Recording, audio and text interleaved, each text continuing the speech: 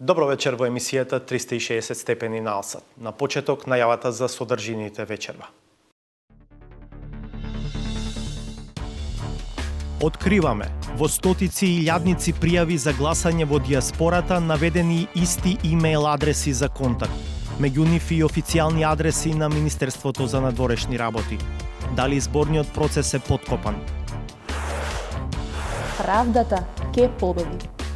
Специјалното јавно обвинителство, начело со Катица Јанова, е таа институција која што криминалот и криминалците ќе ги притисне до зидот на правдата. Фатиме Фетаи прв пат јавно надвор од говорницата на СЈО. Каде завршуваат парите на македонските даночни обврзници? We are looking for Mr. Alessandro Mauri. 360 степени во Швајцарија потрагите на тајните собственици на македонската фирма Ексико. Може Македонија само она сама себе поново квалифицирати.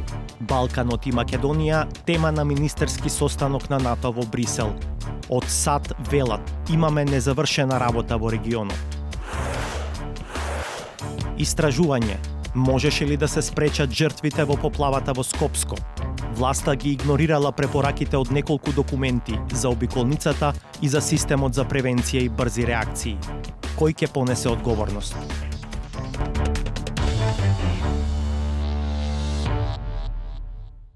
Саботажата е редовна содржина и вечерва, се разбира малку подоцна во емисијата. На трагата сме на сериозни злоупотреби во учеството на дијаспората и на овие избори. Стотици и илјадници, наводно лично пријавени граѓани за гласање во дијаспората, навеле исти имејл адреси за контакт со Државната изборна комисија. И тоа луѓе од сосема различни места и држави по светот. Најспорно е тоа што во стотици пријави се наведени имејл адреси на амбасади и на конзулати на Македонија по светот. Например, 913 граѓани за контакт ја навеле официјалната имејл адреса на македонскиот конзулат во Мелбурн. Како е тоа можно? Славица Филиповска ги побара одговорите. Избори 2014. Од дијаспората за гласање се пријавија околу 24.000 граѓани, а еден од тројцата пратеници беше избран со само 800 гласа.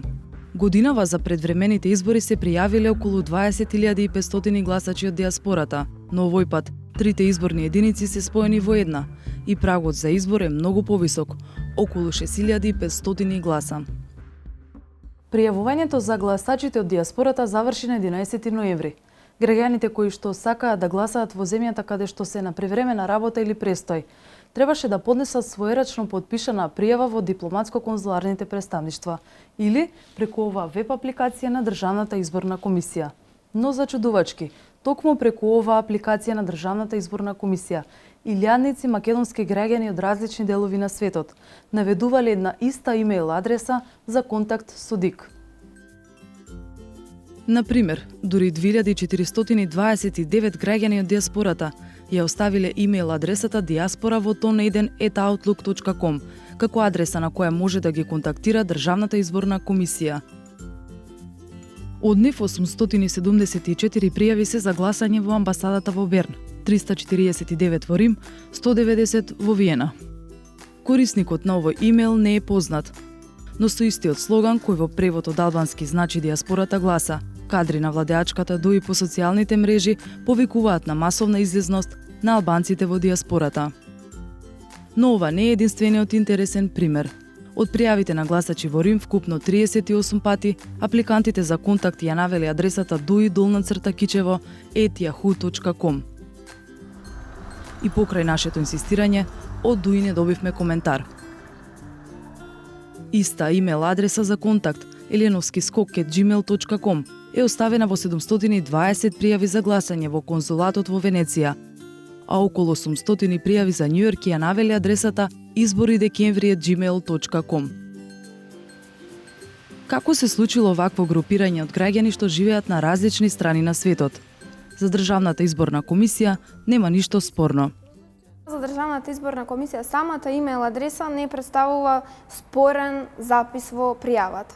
Доколку останатите податоци се коректни, Државната изборна комисија согласно законските прописи е должна да постапи по тие пријави, односно да ги разгледа, истите да ги прифати доколку се со соодветните документи поднесени или да ги одбија доколку не се. Доколку сите тие граѓани одлучиле дека за нив подобро би било да искористат една иста имейл адреса на која што ќе пристигнат решенијата, тогаш Државната изборна комисија ги разгледува пријавите само врз основа на податоците и приложените документи. Посочените имейл адреси не се единствените сомнителни. Може би уште попроблематични се примерите во кои за контакт со ДИК се наведени официјални имейл адреси на амбасади и конзулати на Македонија по светот. Конкретно 913 граѓани што се пријавиле за гласање во конзулатот во Мелбурн, како адреса ја навеле melbourne@mfa.gov.mk. Во 523 пријави е оставена електронската адреса на македонската амбасада во Канбера, Австралија. Во неколку десетици пријави се наведени имейл адреси на македонските дипломатско-конзуларни представништва во Берлин, Љубљана, Париз, Берн. Како е можно по неколку стотици македонски граѓани во странство да навеле за контакт официјални имейл адреси на македонски конзулати и амбасади во светот? Зошто тоа не го направиле од своите приватни имейл адреси? Дали е можно некој друг да пријавил во нивно име? Од МНР не добивме одговор за тоа дали македонските дипломати ја злоупотребиле својата положба и извршиле групно пријавување. Изборниот законник и упатството на ДИК нормираат дека пријавите за гласање кои лично биле поднесени во конзуларните представништва на Македонија во странство се препраќаат до Министерството за надворешни работи во Скопје. Од таму во печатена форма се доставуваат во Државната изборна комисија. Ниту законот, ниту упатството не предвидува директна имейл комуникација меѓу конзуларните представништва и ДИК. За Државната изборна комисија, легалната страна е задоволена. Доколку некој граѓанин смета дека подобро за него е решението за одлучување по неговата пријава да го добие на имейл адресата на амбасадата, каде што тој ги остварува своите права како државјанин на Република Македонија или пак нема собствена имейл адреса, во тој случај Државната изборна комисија не гледа ништо спорно во целата постапка. Од ДИК сметаат дека никој не може да го оспори гласањето од диаспората, бидејќи апликациите се прифаќани согласно законските критериуми. А дали во критериумите е заборавен важен аспект за да се спречи партиско и владино влијание врз гласачите и процесот? Тоа е друго прашање. Синдикатот на Македонската дипломатска служба, како и пред изборите во 2014 алармира за злоупотреби во диаспората.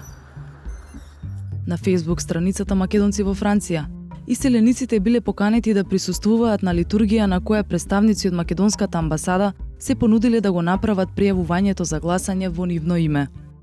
Државен службеник од Министерството за култура, кој што отишол со партиско руво, имал можност во просториите на амбасадата да се сретнува со членови на диаспората и да ги убедува да гласаат. При тоа, за жал, останува впечатокот дека тоа го правел по истата линија, дека не ни треба албанец за представник од диаспората, туку треба да избереме горд македонец. Следствено, ако може тоа така да се случи, зар не можеме да се посомневаме дека и самото избирачко место, а тоа е амбасадата во Париз, нема да биде злоупотребен за некакви партиски цели. За Тодоровски неспорна е партиската позадина во организирањето на диаспората во пресред на изборите. Политичките партии на власт направија напор да ги мобилизираат членовите на нашата диаспора да гласаат на овие избори, меѓутоа и тоа во еден лимитиран делокруг. И посебно беше драстично што во почетокот имаше многу мал број пријавени гласачи за овие избори, кои нагло ја преминаа она црвена линија која им овозможува на партиите да се избере пратеник од редовите на диаспората. Диаспората гласа на 10 декември, еден ден порано од граѓаните во земјава. Ова е класичен пример за ситуација во која се е наводно законски според правилата, а сепак нешто сериозно не е во ред. Ситуација на озаконет криминал. Продолжуваме. Обвинителката во специјалното обвинителство Фатиме Фетаи е убедена дека правдата ќе победи и дека СЈО, како што вели, ќе ги турне до зид криминалот и криминалците. Судот не е железо, вели Фетаи, коментирајќи ги обструкциите со кои се соочува СЈО во работата. Петар Клинчарски ја има сторијата со Фатиме Фетаи, која првпат јавно зборува надвор од говорницата на СЈО. Фетаи одржа предавање за студентите по право на Универзитетот на Југоисточна Европа во Тетово. Универзитет на Југоисточна Европа во Тетово.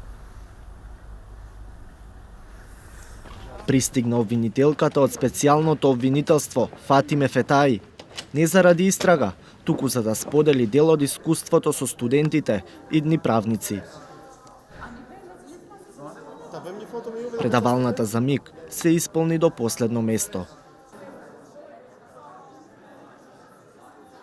Prezantoj një mendimin tim personal, apo këndvështrimin tim, për atë se pse shoqërisë në Republikën e Maqedonisë je nevojiteshte një prokurori publike speciale. Apo ndoshta nuk i nevojiteshte. Kjo varet se nga cila anë shihet. Ju nga cila anë jeni? Kishte nevojë të formohet një prokurori speciale? Фетаи повторно стоеше зад говорница, но не за да одржи пресконференција, туку за да ги поттикне студентите да веруваат во правдата. Që nga themelimi e deri më sot, besoni që asnjë ditë në atë prokurori nuk është e mërzitshme. Dhe sinqerisht ju dëshiroj që spaku në një pjesë të karrierës suaj në të ardhmen të ballafaqoheni me një punë të kësaj natyre. Специјалната обвинителка беше отворена за прашања од студентите. Ке ви одговорам се, освен ако одговорот не е државна тајна, иронизирајќи со начинот на кој на СЈО му одговараат голем дел од македонските институции. A do të kishte ndonjë ndikim në punën tuaj kjo? Nëse për shembull do të riktheheshin të njëjtet në pushtet. Shifeni, që nga themelimi e deri në ditën e sotme, shumica e atyre njerëzve që janë të dyshuar nga ne janë në pushtet dhe na kanë bërë pengesa, po ne funksionojmë, ja ku jemi, dhe ja dalim në fund.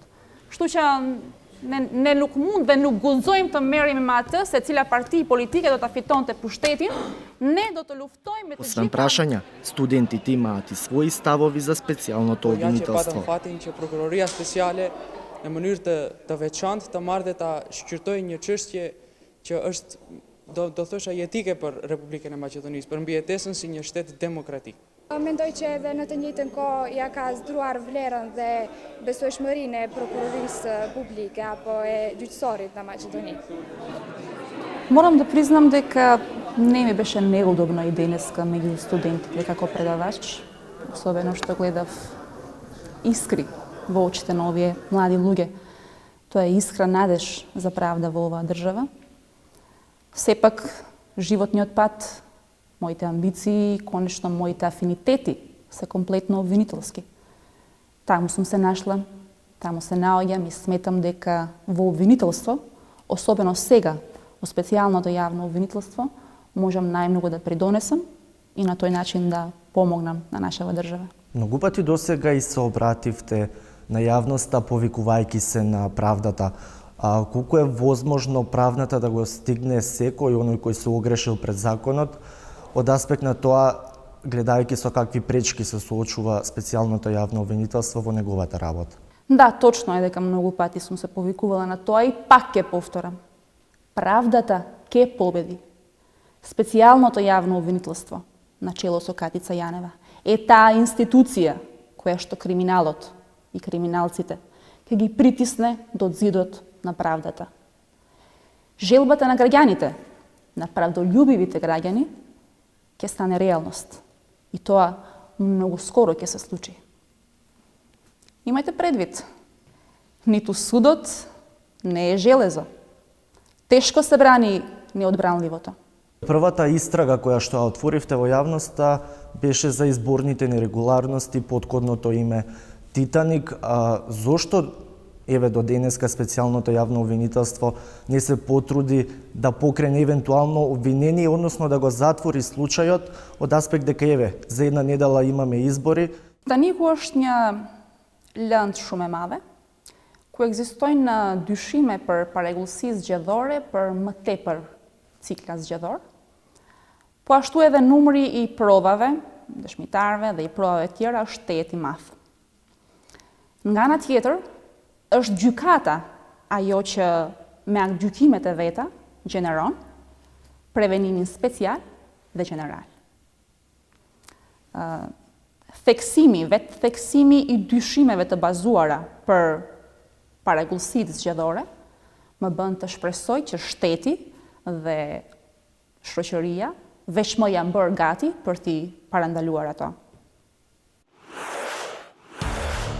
Каде завршуваат парите на македонските даночни обврзници? We are looking for Mr. Alessandro Mauri. 360 степени во Швајцарија потрагите на тајните собственици на македонската фирма Ексико. Истражување. Можеше ли да се спречат жртвите во поплавата во Скопско? Власта ги игнорирала препораките од неколку документи за обиколницата и за системот за превенција и брзи реакции. Кој ќе понесе одговорност?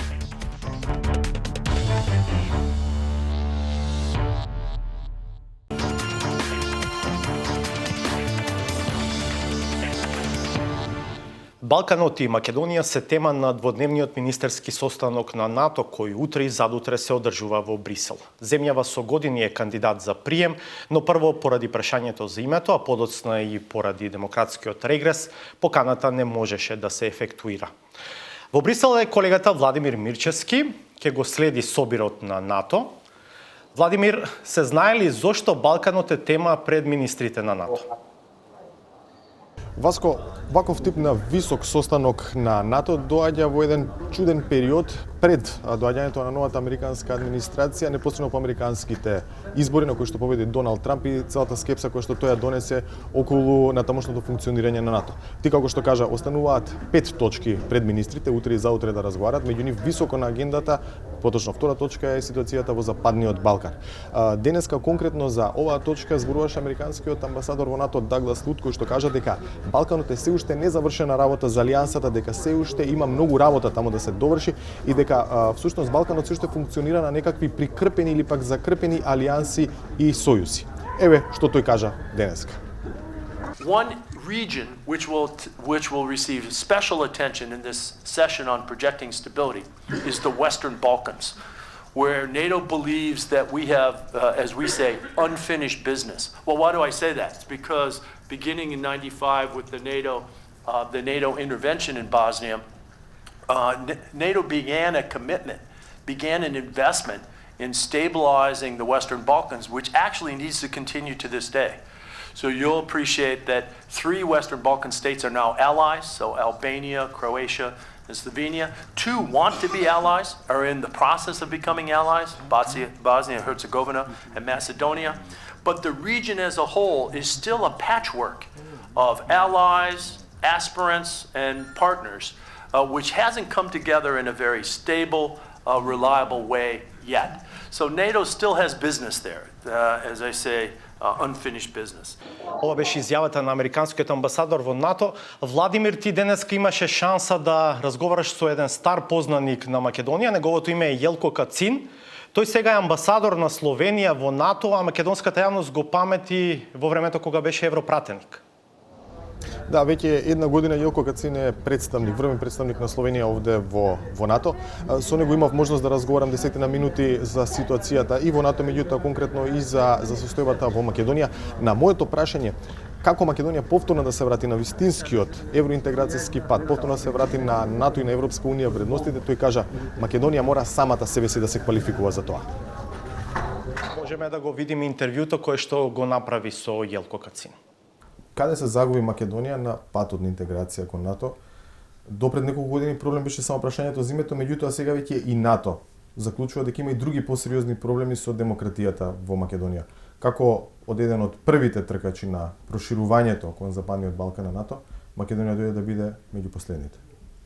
Pa Makedonija je zapravo sama sebe diskvalificirala sa negativnim političkim razvojem koji išao iz svakih izbora sve dalje i dalje. Makedonija se udaljavala od demokratskih standarda i sada pošto su stvoreni svi preduslovi da ti izbori stvarno budu demokratski, transparentni, da doprinesu ka stabilizaciji zemlje, ka otvaranju nekih novih političkih horizonta i ambicija, može Makedonija samo ona sama sebe ponovo kvalificirati i unaprediti ka statusu da ne bude samo formalni kandidat koji čeka od Bukurešta dalje, nego da se stvarno krene u nešto drugo. Tih 17 godina približavanja je dovoljno dugo vreme da, što se tehnike tiče, Makedonija zna sve šta mora da odradi, a na drugoj strani treba stvoriti političke preduslove. Знам дека како дипломат многу не сакате да давате оценки или прогнози. Меѓутоа, да кажеме, ако јас сум Македонија, кога би можел да го ставам на себе ова знакче на НАТО и да кажам, еве јас сум членка на НАТО. Имате ли таква проценка? Ja ovdje predstavljam državu i vladu koja svakako podržava euroatlantski put Makedonije. Mi imamo dobre odnose, ne samo na nivou vlada i taj proces Brdo-Brioni ide u tom pravcu da se svima zemljama Zapadnog Balkana da euroatlantska perspektiva. Kao što govorimo ovdje, uvijek i ponavljamo, tu ima unfinished business što se tiče euroatlantskih integracija, a posebno što se tiče i NATO. Makedonija je mogući realni kandidat za ulazak u NATO kada i ako to sama odluči. Mi svakako želimo da tako odluči, da se tako i ponaša. Neki su spremni da tu uložimo i velik politički kapital kao advokati euroatlantskih integracija Makedonije, ali znate, tako iznenađenja kao što je bilo nedavno zasjedanje vrha Brdo-Brioni, kada predsjednici dolaze u Skopje, onda čuju da je bila napravljena abolicija za sve koji su u proceduri ili čak još nisu u proceduri. To nisu iznenađenja koje bi bilo ko pozdravio, niti je to gesta koja bi ukazala da institucije Makedonije rade. Mi želimo predvidljive zemlje, želimo predvidljive partnere, samo predvidljivi i vjerodostojni partneri mogu biti pravi kandidati. I u tom pravcu, ako krene Makedonija sada u tom pravcu, svakako imat će podršku, ama baš svih država članica savezništva. Hvala.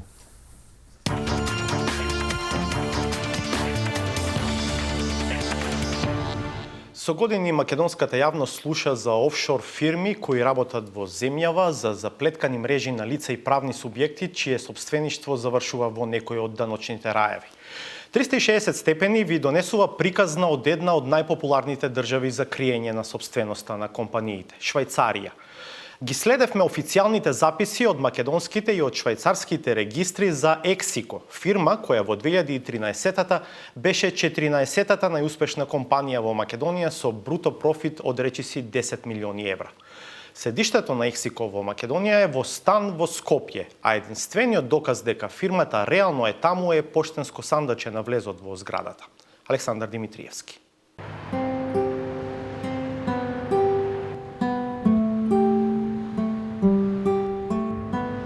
Тичино е еден од 26 кантони во Швајцарија. Најголем град е Лугано. Во него има околу 70.000 луѓе. Живеат богато, па и луксузно. Спокојно е. Атмосферата ја надополнува локалното езеро.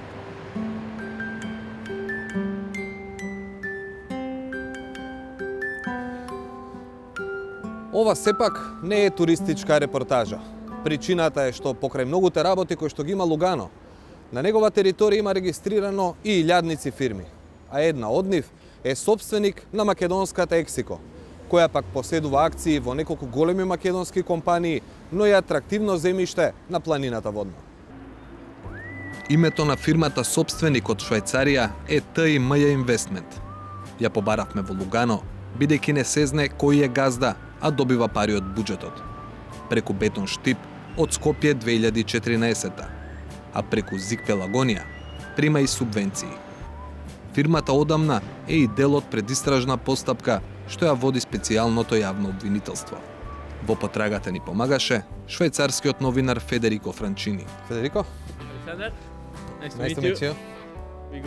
Очекувавме ТИМ Инвестмент да има големи канцеларии, бидејќи фирмата има акции во други македонски компании, поседува недвижнини на водно, меѓу кои на водното живеалиште на екс-директорот на УБК Сашо Мијалков.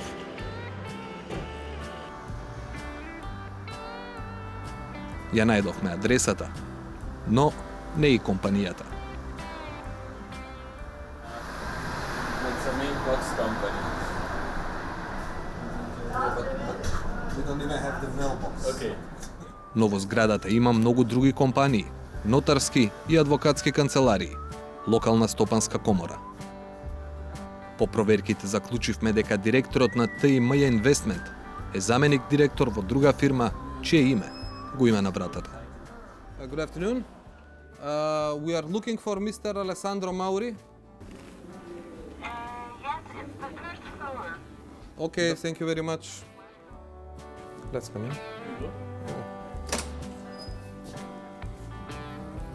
На првиот кат не идовме на друга врата. На неа беа испишани имиња на 37 фирми, но не и на ТИМ Инвестмент. Зад вратата сепак немаше по една канцеларија за секоја компанија. Не пречека една секретарка и се представивме, и таа не замоли да почекаме.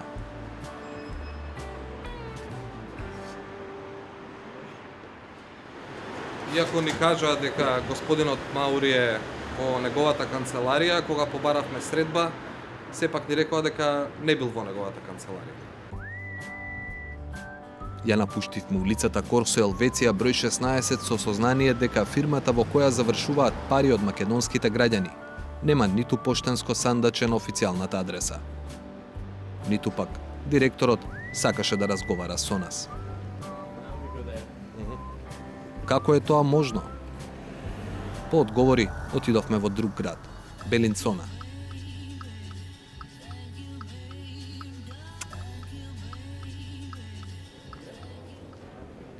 Таму живее и работи новинарот и публицист Матео Кеда.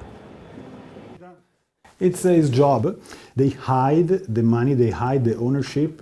The real owner of the company is known only by this trustee. And if he tells you the name of this owner, he gets in trouble with the law. Why does this happen? Because in Switzerland you can make a company, you can found a company and then sell it to somebody else and you don't have to say who the owner is. Низ пример, Кеда ни објасни како политичари од Италија го злоупотребуваат системот и ни предложи да одиме по документи во Централниот регистар. For example, if an Italian politician wants to give himself some contract, some public money, he comes to Switzerland, he makes a company, and nobody knows that he is giving himself money from the Italian government, from the Italian taxpayer, for building something, for some deals, some public service, to a higher price. So the people in Italy, in this case, they pay too much for the service, and this politician gets rich because of this company, which is based in Lugano, and nobody knows that he is the owner of the company. Во канцеларијата на Централниот регистар дојдовме до сознание дека имаме работа со цела пирамида фирми. Компанијата собственик Нексико, ТИМ Инвестмент, е формирана од друга фирма чие име буквално преведено од германски значи тајно партнерство. Во описот на активностите пишува дека предмет на работа име да создаваат мрежи на компании кои ќе гарантираат анонимност. Но и таа компанија е формирана од трета компанија, Парфин, која постои од 1971 година. Расплетот на мрежата до крај е невозможен, бидејќи документите покажуваат само кој ја основал компанијата, но не и кој вистински ја поседува. If you want to hide your money, then you do like this. And why do you want to hide your money? 1% perhaps only for privacy, and the other 99% because they do something illegal. For example, corruption. For example, they take the money from the government and they use it to do business themselves. They want to money laundering, they want to avoid paying taxes, and so on. Документите кои ги обезбедивме од Централниот регистар ни открија и имиња. За нас, првично непознати. Но, по дополнително пребарување, дојдовме до нови информации. Фирмата газда на Ексико се води во категорија компании со најмногу тројца вработени. Нејзините основачи во Швајцарија се појавуваат како директори во десетици активни изгаснати фирми. Од нив се издвојува името Емилио Бинда, 67 годишник, кој во моментов е директор во најмалку 22 компании, а е овластен потписник во вкупно 25. Бинда има врски и со Македонија. Бил во одборот на директори во сегашна Кара на Орсе Камчев, бил директор и на фирма од Панама, која купила една од чешките компании на екс-директорот на УБК, Сашо Мијалков. На Бинда се сеќаваат новинари и истражувачи од регионот. Неговото име било актуелно во 90-тите, во италијанскиот корупцијски скандал Енимонт, во кој бизнисмен подкупувал политичари за остварување своји интереси.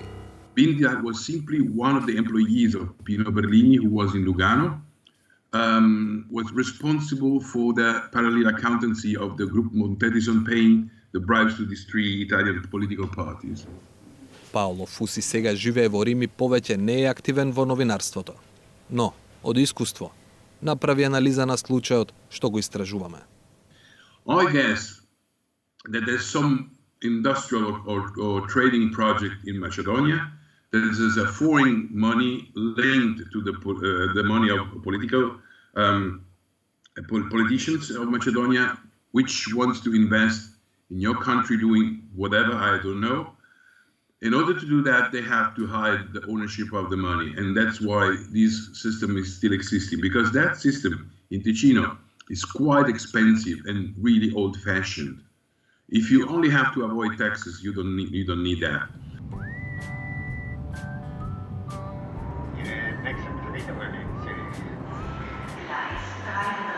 Но, во Швајцарија, се посилен е притисокот да се укине системот кој ги крие вистинските собственици на фирмите.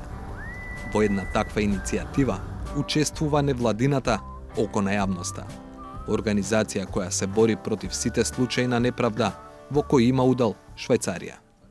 Заедно со други, лобираат за јавни регистри за собствеништвото на компаниите. It's a national competence to regulate, and some legislations are a bit further, like the UK, for instance, has just moved, actually, and particular types of corporations need to publicly disclose, ownerships, and other countries, I'm optimistic, will follow, but Switzerland won't be on the forefront.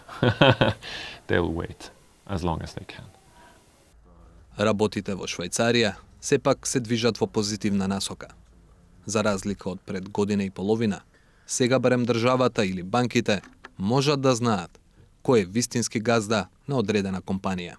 In your particular case, if there would be any kind of irregularities with that company or one of those companies, shell companies that are built upon each other, that information would be available to Swiss authorities. So Swiss authorities do know, or could know if they would want to know, who owns these companies. And is that public information? No, it is not. Овие промени оставаат простор дека и окото на македонската јавност ќе види кој навистина стои за тајното партнерство. Но, ако промени не се случат и во Панама или Белизе, тогаш парите само ќе го сменат континентот. Ако тоа веќе не е и направено. Следува истражувачки можеби највредната сторија за вечерва. Се обидовме да откриеме дали било можно да се спречат барем делумно катастрофалните последици од поплавата во Скопско во август. Дојдовме до неколку документи кои откриваат дека власта ги игнорирала експертските препораки за обиколницата и за системот за превенција и брзи реакции, а морала да ги почитува. Хекура на Кифи го има истражувањето за негрижата на надлежните која однесе 23 човечки животи.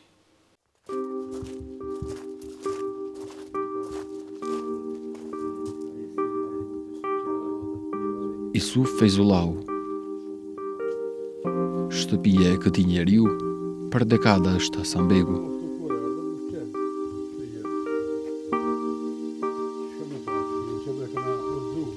Por, ajo kurrë nuk do të jetë e njëjtë.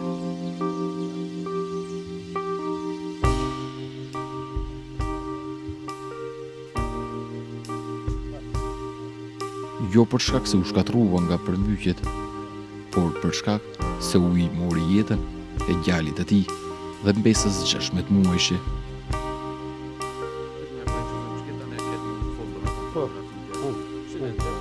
Fotografitë e Furkanit dhe Elifit në celular janë I vetmi kujtim që nuk morën me vete rreshjet e rrëmbyeshme.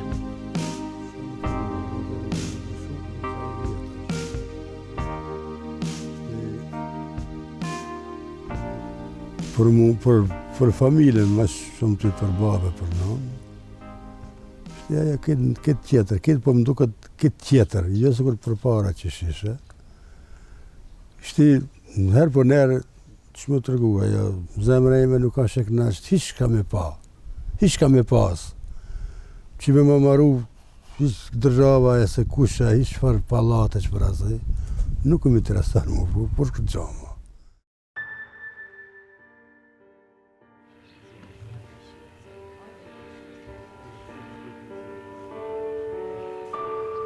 Kulmi nën të cilin aktualisht është streuar Isufi, është shtëpia e vëllait të tij.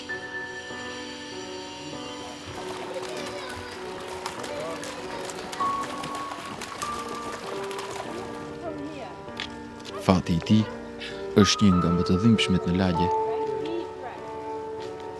Por histori tragjike të përmbytjeve ka dhe në fqinjësi. Hasanbek është njëra nga lagjet e cila është goditur më së shumti nga vërshimet që kanë goditur rajonin e Shkupit. Nga 22 persona të cilat humbën jetën nga këto vërshime, një pjesë e tyre ishin po nga kjo lagje.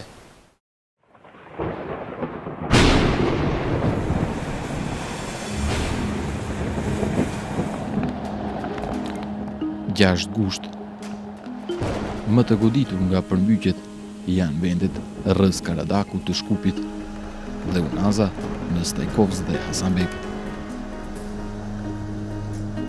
Shumica e viktimave, përfshirë Furkanin dhe Elifin, në momentin kritik kanë qenë në automjet në qarkoren e Shkupit. Siç tregon ky regjistrim, nëpër kolonën e bllokuar të automjeteve, në asfalt ka kaluar pothuajse një lumë.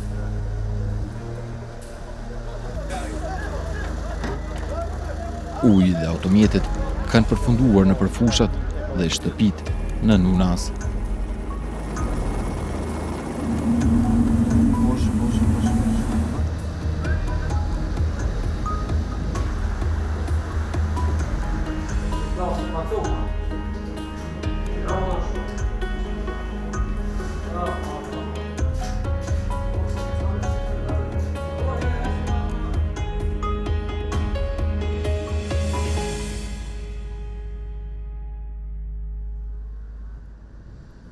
Por, çfarë ndodhi në të vërtetë?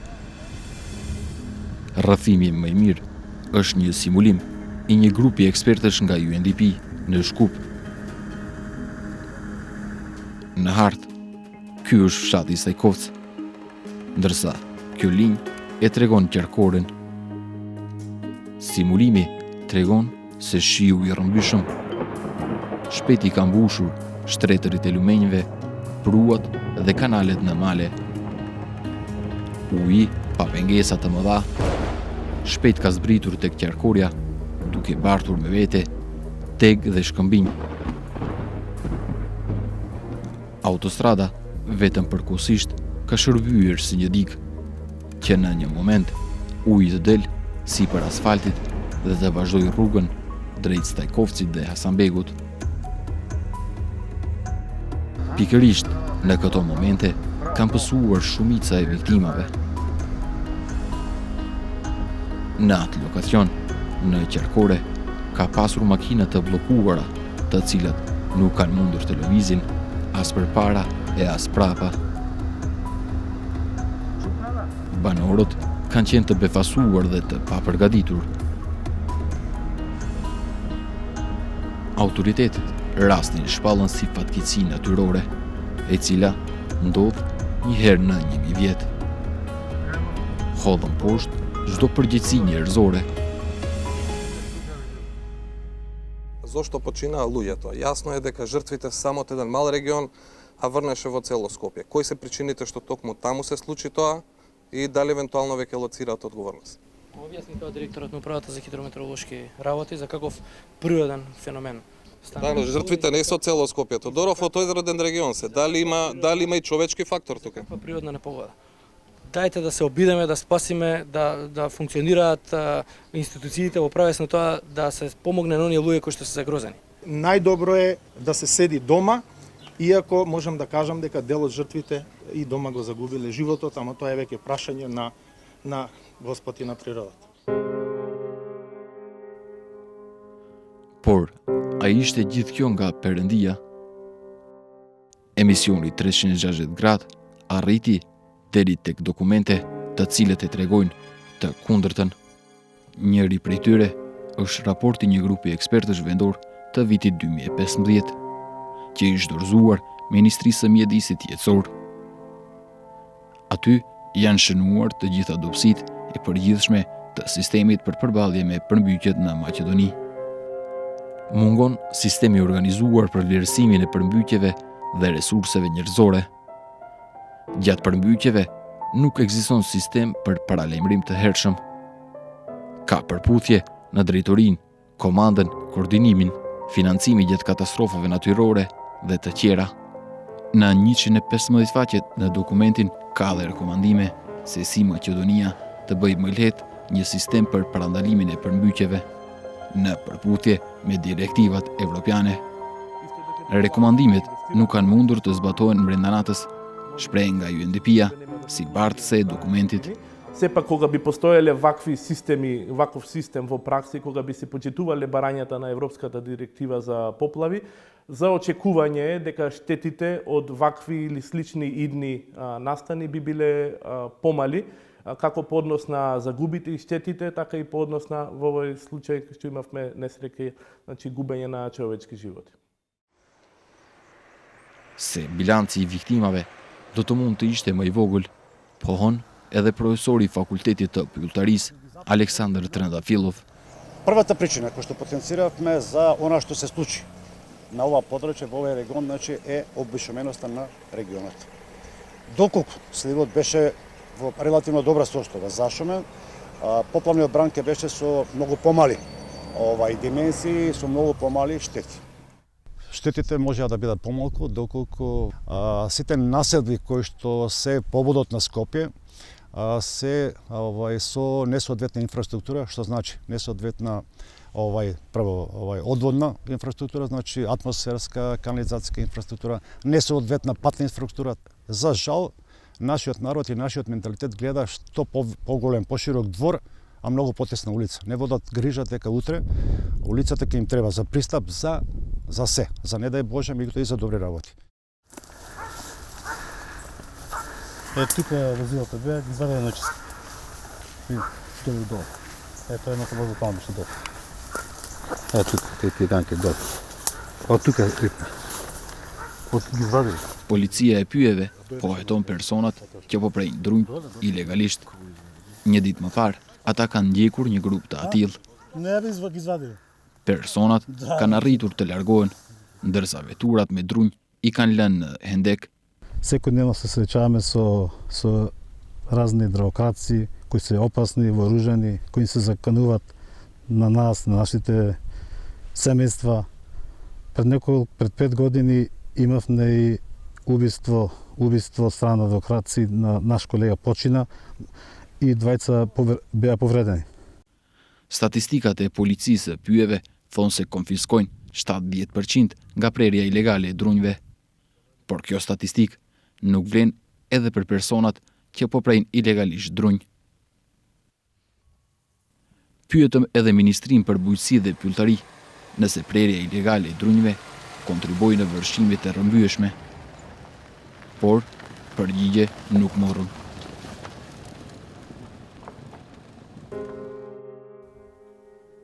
Se është e nevojshme të intervenohet pjesën e poshtmet në malet e Karadakut të Shkupit, si dhe në Stajkovës dhe Hasanbek, thuhet edhe në 2 dokumente tjera të vitit 2006 dhe 2007. Bëhet fjalë për revidim të projektit për tharjen e qarkorjes në pjesën e Stajkovcës para se të ndërtohet. Dokumentet të cilat i siguruam i kanë përgatitur profesor të fakultetit ndërtimor. Në projektin e parë për tharjen e qarkorjes në Stajkovcë, projektuesit kanë parapartë të gjitha ujërat që do të grumbullohen në asfaltin e qarkorës të derdhen në arat përreth. Revizioni ka vlerësuar se kjo është e palejueshme dhe kanë rekomanduar të ndërtohet kanalizim atmosferik dhe uji të derdhet në mënyrë të kontrolluar në kanalet përreth. Në projektin fillestar nuk ka pasur vendim edhe për mbrojtjen e autostradës nga ujërat e jashtëm që vijnë nga Karadaku i Shkupit. Kështu, revizioni ka propozuar që të ndërtohen 2 kanale plotësuese mbi qarkore, që më pas do të derdhen në kanalet ekzistuese nëpër Stajkovcë, Hasanbek dhe Araqin, që në fund uji të arrijë në Vardar.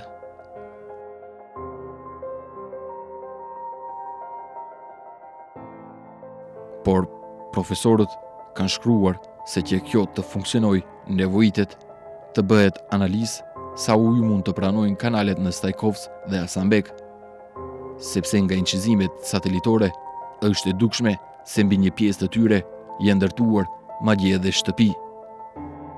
Nëse analiza ka treguar se kanalet nuk mund të parandalojnë ujin e parashikuar, profesorët kanë alarmuar se atëherë do të duhet duhemos të kërkohet zgjidhje krejtësisht e re. Por një analizë e tillë nuk i është dorëzuar revizionit. Për cilën do pyetje që ka të bëjë me revizionin e me këtë edhe më atë sepse nuk është bërë analiza, nuk morë përgjigje nga Ministria e Transportit dhe Lidhjeve. Pas përmbytjeve katastrofale, ka edhe analiza dhe rekomandime të reja tani nga UNDP-a. Постои можност со мало подигнување на нивото на обиколницата, таа вода што ќе од еден сличен настан што би стигнала тука да се задржи, да не се дозволи незино прелевање во руралните средини, пример во Стајковци, и на тој начин да се како еден ефект да се заштитат урбаните средини, населените места, со тоа што би имале ние некакво известно задржување или поплавување на некоја друга површина со помала вредност како што се земјоделските површини. Mundësia e parë të zgjidhen pikat problematike në rrethin e Stajkovcit është pikërisht tani. Ministria e Transportit tashmë ka zgjedhur kompaninë e cila do të punojë në rikonstruktimin e pjesës së dëmtuar të qarkorës në Stajkovcë, edhe pse nuk është e qartë se çfarë saktësisht do të punohet atje. Profesori Aleksandr Trëndafilov nuk është optimist se gjërat dukshëm do të përmirësohen. Në këtë beson për shkak të përvojës së deritanishme. За жал мислам дека пуките не доаѓаат или не продират до многу луѓе од нашите институции или нашата политика. И не знам воеднина што треба да се случи, па некои да преземат сериозни одговорности на ова поле. Por për Yusuf Feyzullahun, asgjë nga këto nuk është më e rëndësishme. Beteja e tij tani është ta kthej shikimin e tij nga e kaluara drejt së ardhmës. Ndihma më e madhe i vjen nga hareja e mbesave që i ka ngelur.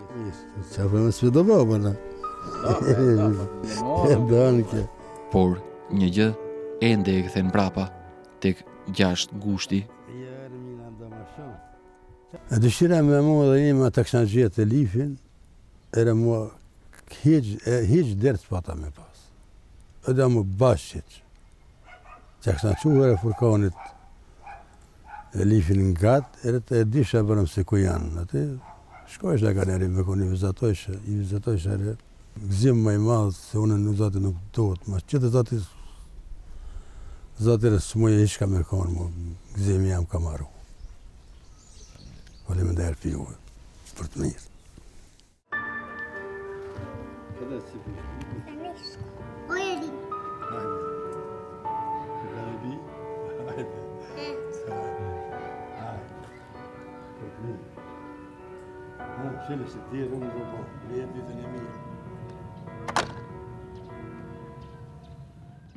Во 360 степени наред е Сречко Поповски и неговата саботажа.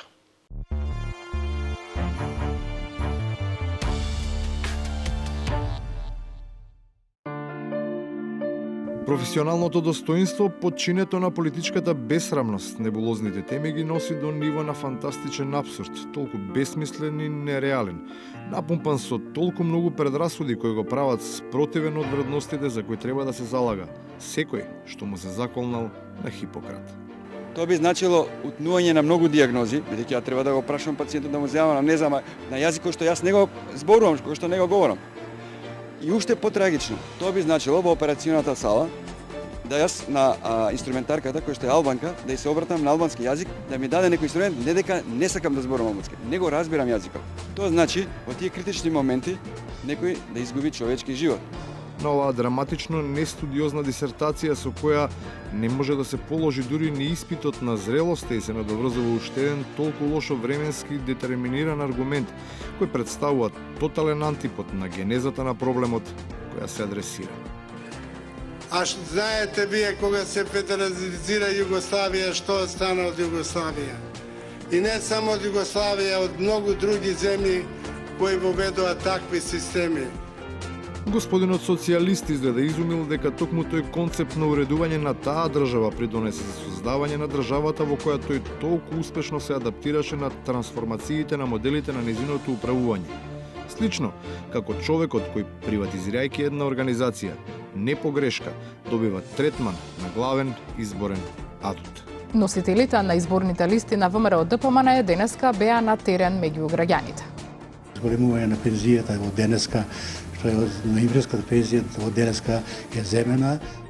Бескрупулозната ирационалност добива димензии на системска пародија кога обидот со писмо да се апелира на користење на здравиот разум, со предупредување за последиците доколку наместо него се употребува притисок и врз администрацијата, се третира како закана врз интегритетот на оние кои што расудуваат со партиска глава. Ме вознемири ова писмо, знаете зашто? Не знам целта на ова писмо која е. Цел пораката не знам која е. И сум вознемирен. Сепак останува уште еден вознемир, диагностициран проблем на модерниот свет, ама со антички корени, кому поклониците на традиционалното ќе му го зададат завршниот удар. Првата света победа ќе ја извојуваме затоа што нема да дозволиме нашите деца да ги инфицираат со вирусот на хомосексуалната болест.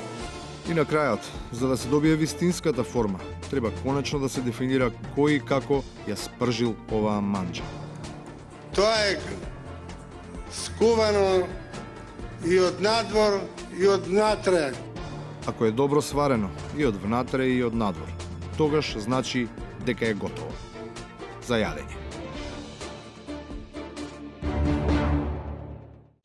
Овој серијал теренско-истражувачки емисии го правиме под менторство на познатата британска продуцентка и новинарка Рейчел Рајт и благодариме за несебичниот трансфер на знаење и искуство. Емисијата заврши, се гледаме в петок од 22:40. Пријатно!